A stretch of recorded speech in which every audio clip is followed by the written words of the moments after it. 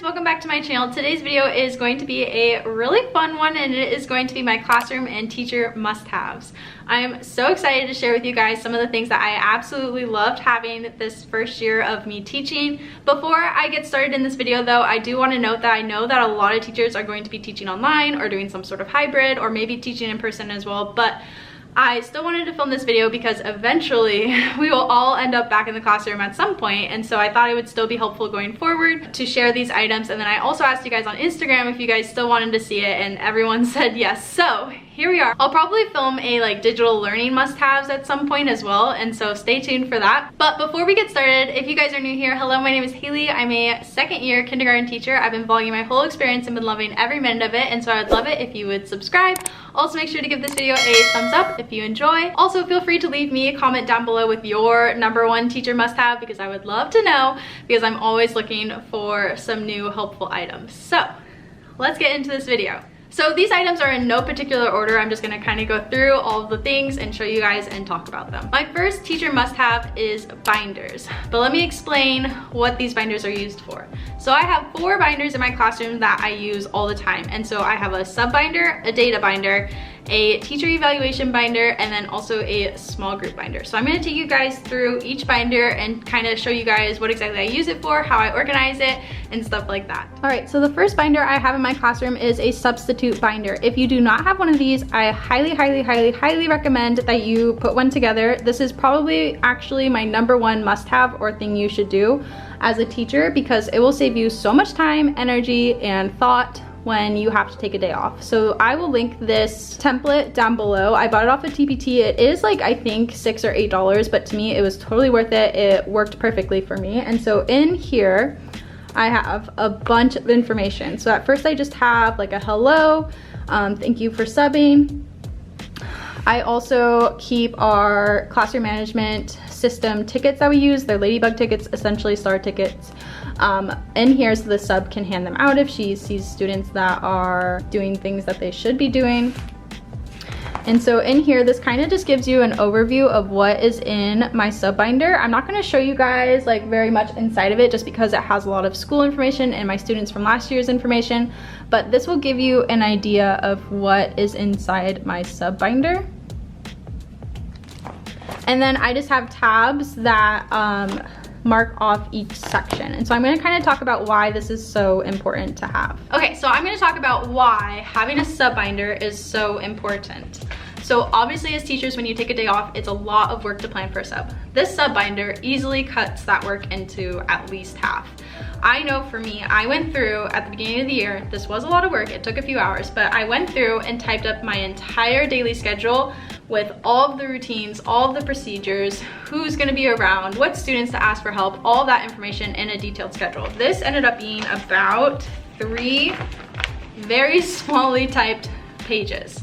And so when it came time for me to actually take a sub day, all I had to do was go into this schedule and just type in whatever lesson they were on. So for example, all of the math routines were already typed up. All I had to do was go plug in what math lesson they were going to be teaching, or what worksheet, or what center, whatever they were going to be doing during that block of time. All I had to do was go through it and plug it in. I did not have to type up all of these expectations and routines.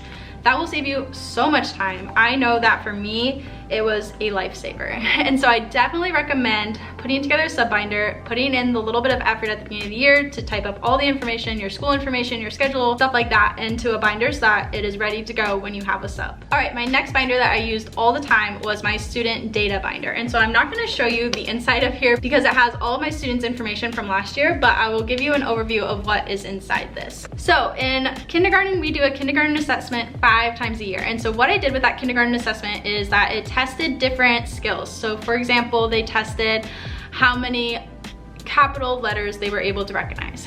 And so I took each skill in that assessment and made a table, and I had all my students' names, and then I had each time that it was tested. And why I did this for each skill was that it was very easy for me to identify which students were making progress, which students were still struggling, and be able to really easily see their progress throughout the year. And so for me, it was super helpful to have that overview at the beginning of my binder, and I would put them in these little sheet protectors at the beginning of my binder. So I had probably 1, 2, 3, 4, 5 different skills that I kept track of specifically. So the skills that I kept track of was counting by 1 to 100, lowercase alphabet names, letter sounds, sight words, and number recognition. And so those are the skills that I kept at the front of my binder.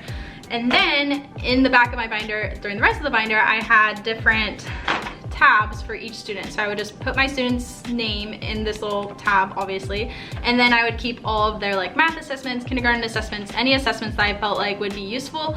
I kept them in this binder. So this binder by far was probably my most used binder, and I highly recommend finding out how you want to store your students' data so that you can keep track of it. Data is very, very important as a teacher to keep track of what skills your students are progressing with. Got this cover off of TPT, I'm pretty sure. I will try and link it down below. I'm gonna try and link everything down below if I can find them, but this would be something you could just make if you want to have a cute little cover. Okay, my next binder is all about my evaluation as a teacher.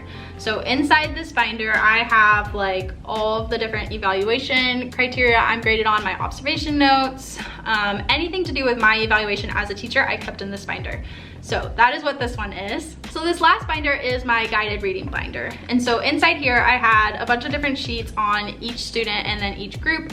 I would track what skills they were working on, what book they were reading, what level it was, all of that information I just kept in this binder, and I kept it on my small group cart by my teacher table. And so I found it was really helpful to keep all of their guided reading information in a binder for me to access and just pull out and kind of take notes on as I was working with them or afterwards, and be able to see what we're working on. So this is my last binder. Okay, my next teacher must-have is a wireless doorbell. So I will admit, you guys, when I first heard everyone raving about this wireless doorbell, I was not a believer. I thought that it couldn't be that much more helpful than just like a chime or anything like that. I didn't think I needed it, but I ended up getting it off of my wish list. And you guys, this is one of my very top classroom/teacher must-haves because this is so helpful to have as a teacher. I use it as a transition cue, and then I also use it as an intention getter. I really like it because it is not a verbal cue, it's just a sound, and you can change the sounds. There's like a ton to choose from. You can change the level.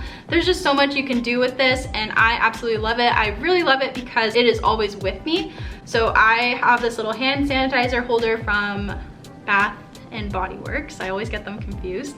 And so I just attach it to my lanyard, and then it is always with me. And so then I'm never scrambling to try and find, you know, the chime or whatever you use as a cue.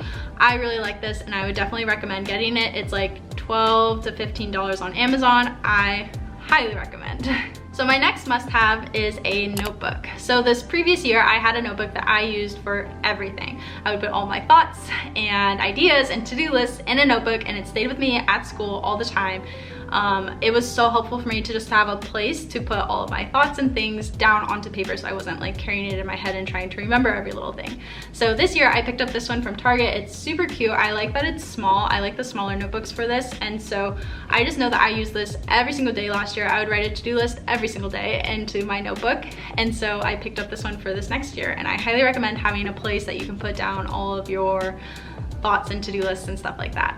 Okay, my next teacher must-have is organizational bins. So I'm gonna show you guys how I use a couple of different bins in my classroom and how I organize with them. All right, so these are the first bins that I use in my classroom. I use these to store seasonal books. And so obviously I just use masking tape and some Sharpies because sometimes functional is more important than cute.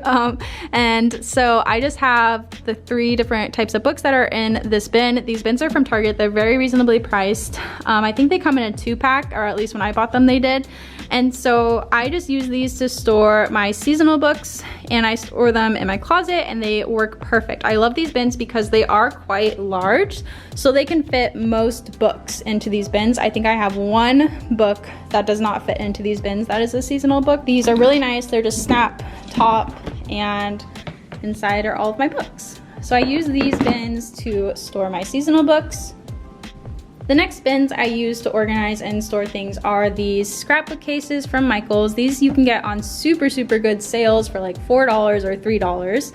I just have these pages that I printed off of TPT. They're a freebie. I can link them down below. I just tape them on here, and inside I organize all of my center materials. So I have my writing center materials for the month, and so I just have like some cute freebie paper, and then some writing center words I put up into the writing center. I also store my reading and math centers in these baggies inside this bin. And then if I have like a seasonal craft prepped, and so for example, this was for March and we didn't get to it because of Corona, but I just have these little hats prepped that the kids next year hopefully can use. And so I just kind of keep like seasonal centers and stuff in these bins, and so I have one for each month.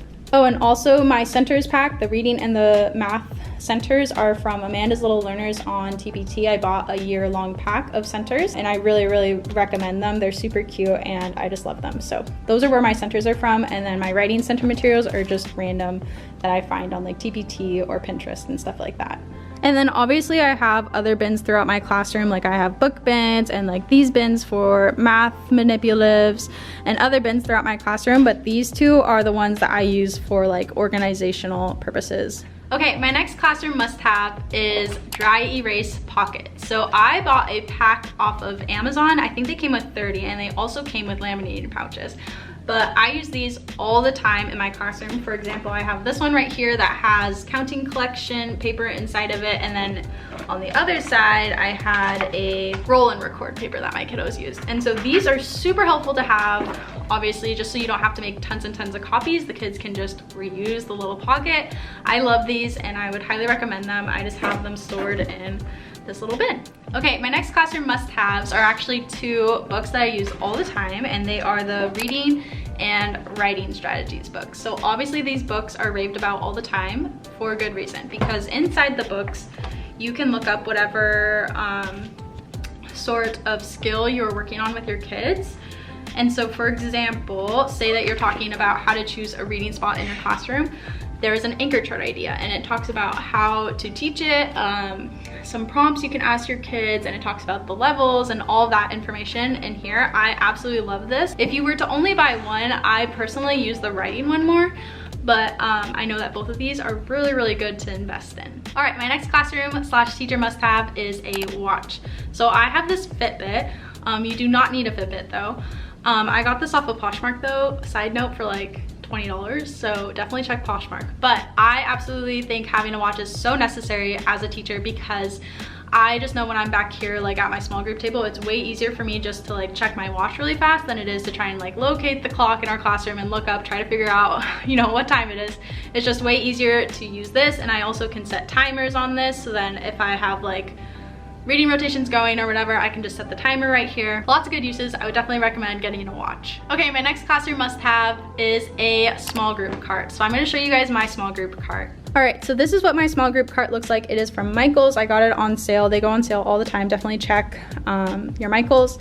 But it is right next to my small group table, and I'm going to show you guys what is inside my cart. I am going to change things around for when we go back into the classroom. I'm trying to gather more tools and stuff that my small groups can use, and so this will change, but this is what it looks like right now. So in the top little portion of the cart, I have some different tools. So in here I just have a variety of different like finger pointers for my kids. I have these little like witch ones, and then I have these little eyeball ones from the Target Dollar Spot.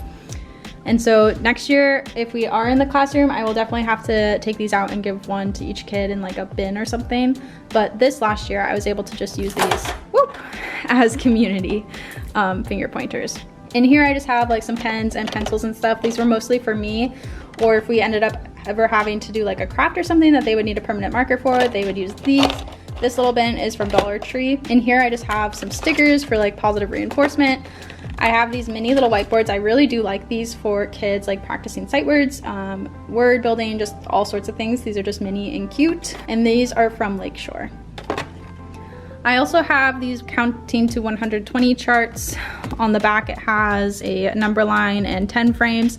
This is helpful for when I'm doing math small groups. So I just have, I think, 6 of these on here.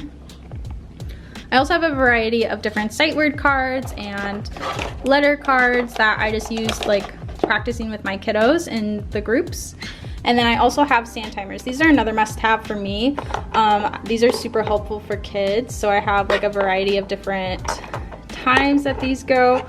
So I just have a couple on here that we use sometimes in small group. And then these little cups that I have on the side are from IKEA. They're super cheap, like $1. I'm planning on putting like the reading trackers I just bought in here and then some other tool, but I just have some highlighters and then some dry erase markers and erasers. On this level, I have some crayons. Since we are kindergarten, sometimes we like do some different coloring pages and things that have sight words and stuff. So I just have some crayons in here. And then these I definitely want to buy more of. I want to have 2 small group sets of these little lakeshore lined whiteboards. I love these, highly recommend them. These bins are all from Dollar Tree, and then in this one I just have like some more sight word cards. On this bottom shelf, this is usually where I keep my guided reading binder, but obviously it's on my desk right now. And then I just have some other leveled readers because I didn't have like a place for them, so I just put them here and I would give them to students when they came to me sometimes. So that is my small group cart this year. My next teacher/classroom must-have is a laminator. I personally feel like a personal laminator is so helpful to have as a teacher. I know with items that I'm gonna use over and over again, like the center materials, I do laminate it with my personal laminator because the laminate is better and thicker and it will last longer. And so I definitely think having a laminator is super helpful as a teacher. Okay, my next teacher must-have are sand timers. So I use these all the time in my classroom. I have them in my calm down corner. I have them in my small group cart. These are everywhere in my classroom because I use them all the time. So I just have a variety pack of different times that the timers go, and so these ones are 3 minutes and 30 seconds. I definitely recommend getting these. I got mine off of Amazon. They're pretty reasonably priced, and I'll probably buy another pack for next year. All right, my next classroom must-have are actually 2 websites. And so this is not sponsored, but the 2 websites I used literally every day in my classroom are Classroom Screen. And Classroom Screen, when you go on their website, they have a digital timer, they have a clock. They just have so many cool features on their website. I would pull it up every single day and it would be up on my board all day long.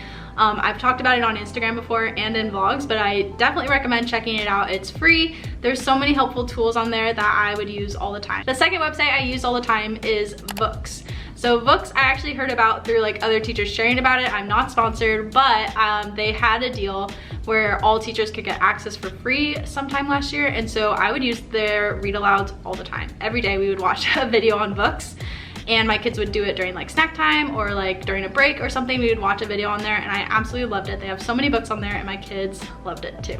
Okay, my last classroom must-have is a teacher toolbox. So why a teacher toolbox is so cool is because it can organize all of those kind of like materials that would normally just be on your desk and get your desk really cluttered in a really organized little bin. So I'm gonna show you guys what my teacher toolbox looks like. Right, you guys, this is real life. This is what my teacher toolbox looks like. I have a lot of clutter on the top, but in here it's super organized. So I will link the toolbox that I have. I did spray paint it white, and then I will link the labels that I have because I really like them. So I just have all these different tools in here that are super helpful to have as a teacher. So it's just really easy to organize all the different things that you might have on your desks normally, and you can just put them all into the little drawers. And it's also really cute, so it makes my desk really cute. So I would definitely recommend making one. So that is all for this video. I hope you guys enjoyed watching. I hope it was helpful and maybe you got some new ideas or things that you can do when we are back in the classroom. If you did like this video, please make sure to give it a thumbs up. Also make sure to hit the subscribe button so you can see more of my videos, and I will see you guys in my next one. Bye. I don't wanna stay here, no. Ain't gonna keep it low now. If you wanna go, let's go. Let's wrap it up and hit the road. I just got an awesome vibe.